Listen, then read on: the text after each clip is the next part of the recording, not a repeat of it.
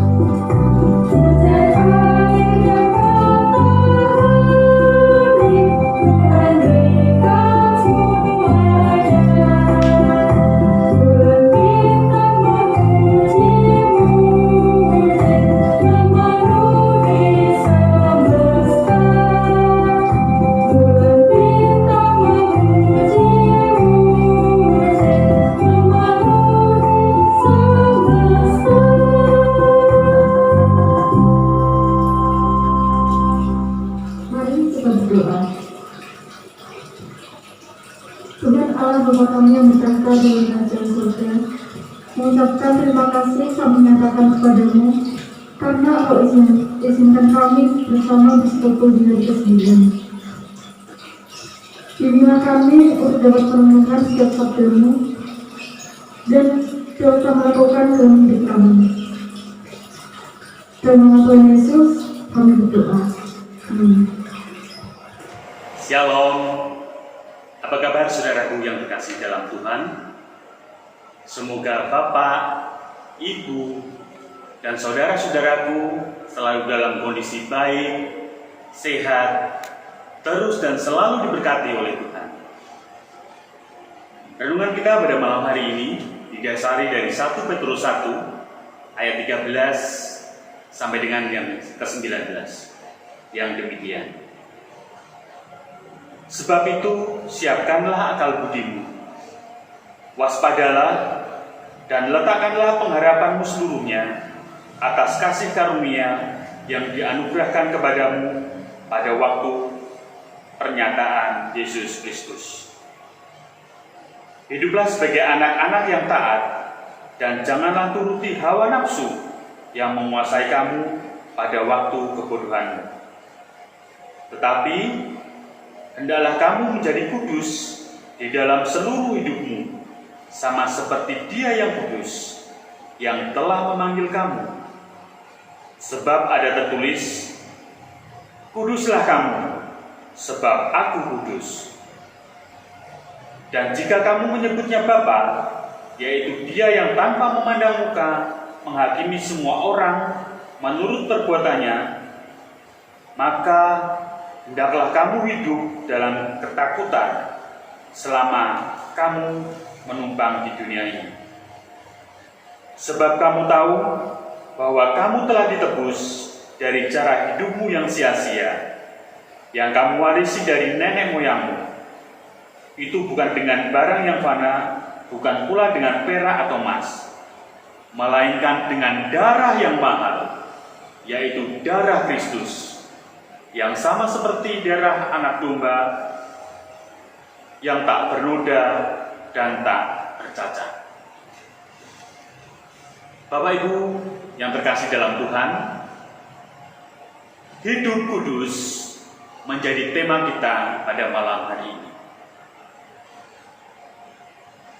Pentakosta adalah peristiwa Roh Kudus yang menguasai dan memberi kekuatan pada orang percaya. Roh yang menguasai disebut kudus untuk membedakan dengan roh-roh yang lain. Dengan peristiwa Pentakosta, kuasa Roh Kudus hadir dan menguasai hidup kita. Roh Kudus adalah spirit, penggerak, dan pendorong dalam hidup kita. Namun, apakah hidup kita mencerminkan Roh Kudus yang menguasai hidup kita? Atau jangan-jangan roh kuasa yang lain yang tengah menguasai hidup kita? Apa yang terjadi jika roh kuasa yang lain menguasai hidup kita? Alkitab mengatakan hidup yang dikuasai oleh roh kuasa yang lain membuat seluruh hidup kita hanya memenuhi hasrat hawa nafsu belaka. Bapak, Ibu, dan Saudara yang terkasih, mungkin kita bisa membayangkan jika di hadapan kita terdapat 2 gelas. Yang satu terbuat dari kristal dengan ukiran yang cantik, tentunya mahal. Tetapi bagian dalamnya terlihat begitu kotor dan berdebu. Tampaknya gelas itu sudah lama tidak dicuci. Kemudian yang satu lagi, gelas dari plastik yang kelihatan murahan, tetapi tampak dicuci bersih. Jika kita ingin minum, kira-kira gelas mana yang akan kita pakai? Tentunya kemungkinan besar adalah gelas plastik yang bersih. Karena gelas semewah apapun, jika di dalamnya kotor dan berdebu, akan menjadi tidak berguna dan hanya bermanfaat sebagai hiasan belaka. Demikianlah setiap anak Tuhan bisa digambarkan dengan gelas kristal. Hakikat penciptaan segambar dengan Allah membuat manusia bagai gelas Kristus. Namun gelas itu telah begitu kotor karena tidak pernah dicuci. Allah ingin menggunakan gelas itu. Oleh karenanya, Kristus hadir untuk menebus kita dengan darah yang mahal. Sehingga kita, Bapak, Ibu, Saudara, dan saya menjadi miliknya yang sangat berharga. Bapak, Ibu, dan Saudara yang terkasih, sebagai gelas kristal milik Allah, Allah ingin memakainya menjadi alatnya untuk menyalurkan air hidup kepada orang-orang di sekitar kita. Namun itu akan terhalang jika kita tidak rajin membersihkan debu yang mengotori hati dan hidup kita. Bukankah Kristus telah menebus kita? Benar. Namun kita akan kembali kotor ketika kita hidup tidak seturut dengan kehendak Allah. Agar menjadi gelas kristal yang dapat dipakai Tuhan, kita harus hidup di dalam kekudusan, tidak membiarkan hawa nafsu mencemari dan menguasai hati kita. Tuhan meminta kita menjadi kudus dalam seluruh aspek hidup. Bukan hanya di gereja, melainkan dimanapun kita berada, termasuk di dalam tempat kerja, bahkan tentu saja di dalam keluarga kita masing-masing. Kata kudus berarti terpisah atau berbeda. Hidup kita harus dipisahkan, dikhususkan untuk memuliakan Tuhan. Berbeda tentunya dari cara hidup duniawi. Hidup kudus adalah sebuah keharusan, bukan sebuah pilihan. Tuhan berfirman, "Kuduslah kamu, sebab Aku kudus." Saat ini kita perlu bertanya pada diri kita masing-masing, adakah kotoran yang masih menempel di hati kita? Kita perlu bertanya, apakah ada dendam, ada amarah, ada nafsu yang merusak, ada niat jahat, atau bahkan ada kebiasaan-kebiasaan dosa yang terus dan terus kita pelihara.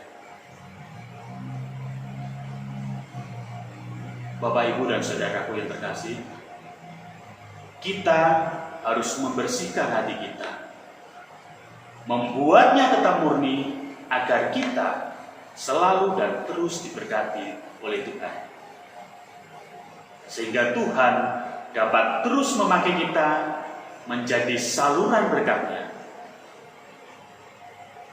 Sungguh sayang jika kita hanya menjadi gelas kristal yang kotor, indah, namun tidak berguna.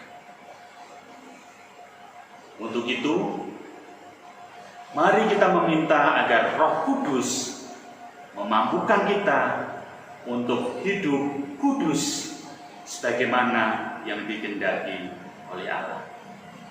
Amin. Mari kita sama-sama berdoa. Maha besar Tuhan Allah Bapa kami yang bertata dalam kerajaan surga yang mulia, Bapa yang kami sembah dalam nama Tuhan kami Yesus Kristus. Pada malam hari ini ya Bapa, kami boleh tunduk kepala mengucapkan syukur atas berkat dan pimpinan yang telah kami rasakan sepanjang hari ini, sehingga kami pada malam hari ini saudara bersorak boleh berkumpul untuk memuji dan mendengarkan firman. Firman yang begitu indah telah Kau sampaikan kepada kami Bapa. Ajarilah kami untuk senantiasa hidup kudus turut dengan kehendak-Mu. Biarlah kami semakin hari semakin diberkati dan menjadi saluran berkat untuk saudara-saudara kami. Bapa, berkatilah kami, berkatilah saudara-saudara kami, di manapun kami berada. Kami tidak tahu bagaimana kondisi dan keadaan saudara-saudara kami, namun kami percaya Engkau hadir di tengah-tengah mereka.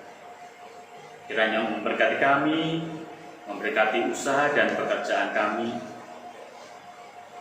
memberkati setiap daya upaya yang kami lakukan Bapa, sehingga kami boleh menerima berkat-Mu. Tuntunlah kami Bapa, untuk hari lepas hari boleh melakukan segala sesuatu seturut dengan kehendak-Mu. Bapa, kami berdoa untuk saudara-saudara kami, biarlah Engkau mendidik mereka satu persatu yang mungkin pada saat ini sedang terbaring lemah karena sakit. Biarlah Engkau menjamah mereka, biarlah kuasa dan penyertaan-Mu nyata atas saudara-saudara kami. Biarlah jamahan kuasa-Mu boleh menyembuhkan setiap sakit penyakit yang saudara kami derita.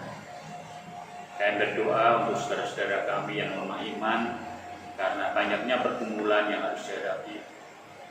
Kami percaya Bapa mempunyai kuasa yang akan menolong kami, sehingga kami dimampukan untuk menyelesaikan setiap problematika yang ada yang terjadi di dalam kehidupan kami, di dalam kehidupan keluarga kami masing-masing.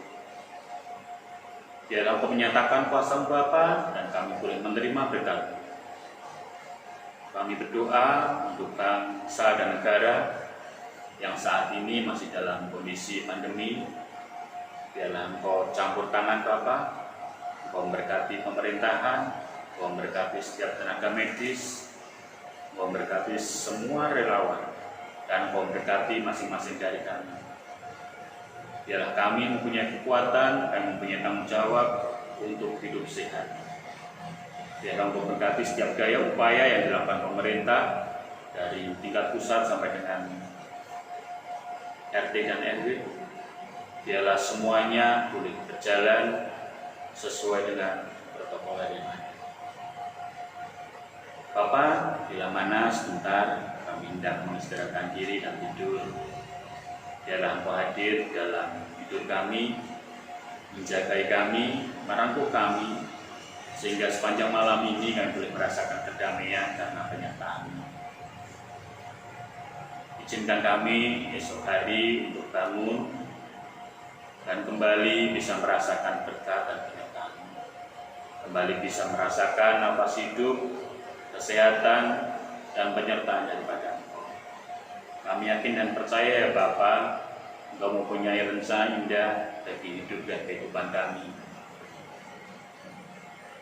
Menyerahkan kehidupan kami sepanjang malam hari ini dan hari-hari selanjutnya ke dalam tangan-Mu. Di dalam nama Tuhan kami Yesus Kristus, kami berdoa dan berucap syukur. Amin. Selamat malam, selamat istirahat. Tuhan Yesus memberkati. Amin. Kita semua sudah menerima sabda Tuhan dan memahami bagaimana harus hidup kudus. Saatnya kita aplikasikan dalam hidup kita, kemudian kita wujudkan hidup kudus. Mari nyatakan janji kita dalam pujian Kidung Jemaat nomor 369A, bait 1 dan 2. Ya Yesus, Ku berjanji.